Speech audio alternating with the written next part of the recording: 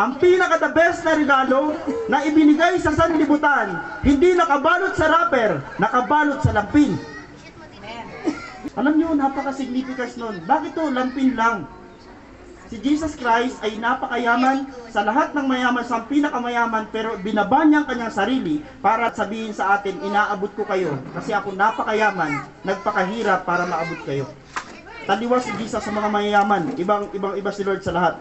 Si Jesus Christ, simpleng balot, nakabalot sa lampin, pero siya yung pinaka-the best na regalo.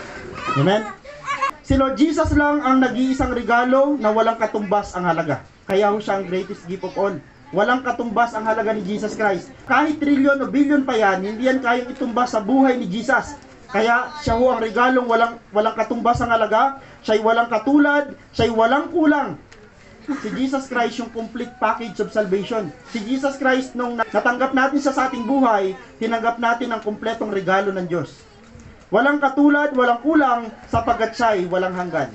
Yung regalo mo na si Jesus Christ, pang-eternal, hindi lang pang sanlibutan. Darating ang panahon, mamimit natin sa langit at sasabihin natin sa regalo natin, Panginoon, maraming salamat po dahil ikaw ang naging regalo ko.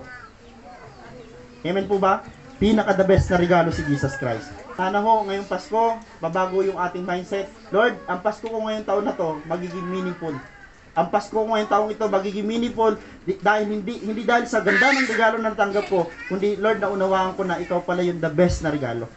Amen po? Make Jesus the center of your Christmas. Panalo kapag si Jesus Christ ang naging sentro ng iyong Pasko. Si Kristo ang gawin mong sentro ng iyong Pasko, huwag ang regalo na ibibigay at matatanggap mo. Dahil kahit ano pa ang mangyari, kapag si Jesus ang kasama mo, tuloy na tuloy pa rin ang Pasko. Amen o?